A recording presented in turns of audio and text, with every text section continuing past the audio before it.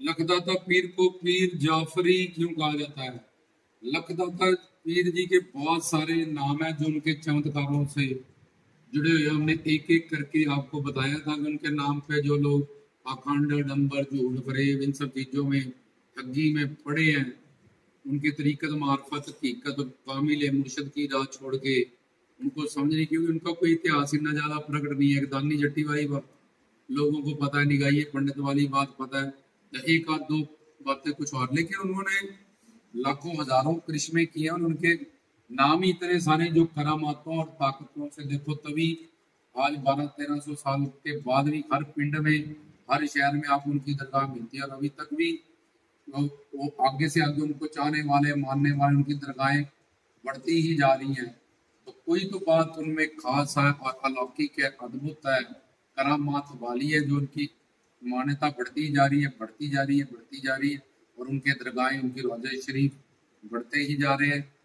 तो लखदाता पीर को पीर जाफरी इसलिए कहा जाता है क्योंकि जो लोग, जिनको चर्म रोग और स्किन डिजीज हो जाते थे और बाबा जी को मानने वाले थे और उनके नाम की चूरियां देते थे वो, तो बाबा जी उनके ख्वाब में आके उनको फूल दे के जाते थे। किसी को गेंदे के, किसी को गुलाब के, किसी को किसी। जाफरी वैसे एक स्याही होती है जिससे लिखा जाता है, और गेंदे के फूल किसी को दे रहे हैं, किसी को अलग अलग बीमारी के हिसाब से, कि जैसे किसी के रहीदा बेगम के सारे शरीर पे फोड़े हो गए, तो डॉक्टर ने कहा ऑपरेशन किया तो तब भी तुम मरेगी, नहीं किया तब भी तुम मरने वाली, इसका कोई इलाज नहीं। उसने मनी मन सरकार को कहा कि मैं आपकी न्याज़ें चढ़ाऊंगी और आपकी चूरमें चढ़ाऊंगी, आप मेरे पे कृपा करें और आपकी खानका बारगाह पे आके अगर मुझे जीवन दान दोगे तो मैं संगत की धाम की सेवा में राह करूंगी। जैसे उमर बख्श को, जो कर्नल था मिलिट्री में, उसको भी जीवन दान बाबा जी ने दिया था, नाम ही फिर उसका उमर बख्श। 20 साल पानी की सेवा लगा दी संगत को पिलाने के लिए। उसको कैंसर था, चौथी स्टेज का, मरने वाला था। तो ऐसे ही रीता बेगम को सारे शरीर में फोड़े हो रखे थे, या कईयों को कोड़ हो जाता था, कईयों को ऐसे आजकल जैसे सोराइसिस है, एक्जिमा है, फिर रिंग वॉर्म है, जिनका कोई इलाज ही नहीं आज तक बना डॉक्टरों के पास भी। और उल्टा अगर इलाज करो तो और ज़्यादा बढ़ जाती है। चर्म रोग बहुत सारे तरह के होते हैं, अगर उनसे ज़्यादा छेड़खानी दवाइयाँ तो और ज़्यादा वो बढ़ते जाते हैं। सिर्फ रूहानी शक्ति, मंत्र के आह्वान, इन सब चीज़ों से ही हम उनसे शिफा पाते हैं। तो पीर लगदाता जी, अब क्या होता है, सेवा सिमरन कर करके अपना नफ्स पाक हो जाता है। तो जब पाक हो जाता है, पवित्र होता है, तो पीर हमें अमर करते हैं। एक तो होता है वैसे तुम्हें सपना आया भावयुक्त, तब तो तुम्हें काम क्रोध लोभ अहंकार के अधीन हो, माया के अधीन हो, वो तुम्हारा भाव होता है सिर्फ। लेकिन जो सेवा कर करके, सिमरन कर करके बिल्कुल शुद्ध कर लेते हैं, अपने मन को, नफ्स को पाक पवित्र कर लेते हैं, तो उनको फिर अमर होता है। वो अमर बिल्कुल सच होते हैं। और वो चेला चेलियों को, जब मुरीदान को, जब सेवा सिमरन से जो मन शुद्ध कर चुके हैं, उन पे अमर होता है। लेकिन जो अवतार है, जो पूर्ण संत है, महात्मा है, फिर इन पे जो नबी है, अल्लाह के पैगंबर हैं, जब मसीह, इन पे अलहाम होता है। लेकिन चेला चेलियों को, मुरीदान पे, जो अपने गुरु के शरणागत रहते हैं, अपने मुर्शद के शरणागत हैं तन मन धन से, उनको अमर होते रहते हैं। मुर्शद उनको खाम में भी ऐसे भी जो बोल देगा 100% वो सच्चा, क्योंकि उनमें माया चलेगी, वो पूर्णतः शरणागत है। और काल माया ये गुरु का रूप धारण नहीं कर सकती है, और किसी का भी रूप चाहिए धारण कर ले।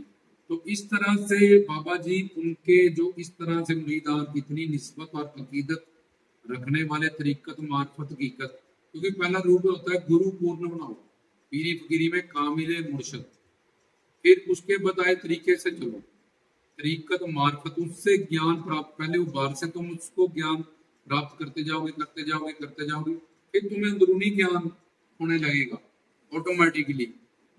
क्योंकि अब तुम मुर्शद के शरणागत हो रहे हो, तो उतना उतना मुर्शद गुरु का हाथ तुम पे हो रहा है, उतना उतना तुम्हें अलाई और रूहानी अंदर से भी तुम्हारे ज्ञान प्रकट होने लगता है।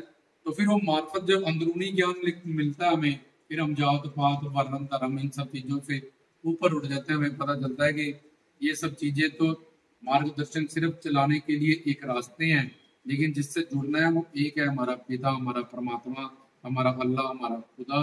तो फिर हम जात पात वर्ण, ये रेख बेग वेश इनकी मोहरे अपने ऊपर से हटा देते हैं अपने अंदरूनी ज्ञान के साथ। जैसे बुल्ले शाह ने, अमर खुसरो ने, सुल्तान बाहू ने जब मुर्शद से ज्ञान पाया तो वो शरीयत से पीछे हट गए और वो कामिल मुर्शद के तरीके चले, उनको अल्लाह पाक मिल गए।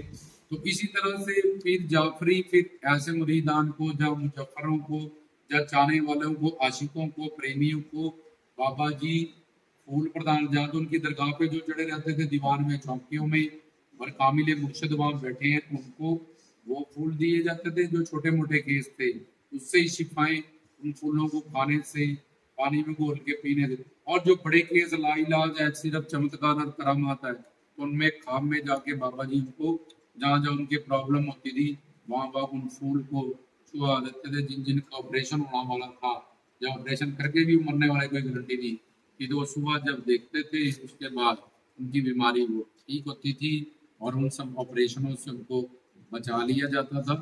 इसलिए उनको पीर जाफरी भी कहा जाए, जो फूलों दे के फूल लगा के उस जगह पे जाफरी रंग, जाफरी स्याही होती है, जैसे गेंदे के फूलों का कलर होता है, उस कलर का तुम कह सकते हो थोड़ा अप्रोक्सीमेटली।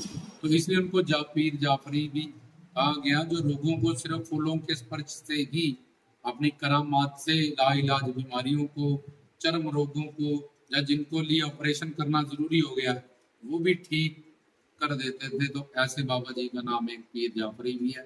जय बाबा जी।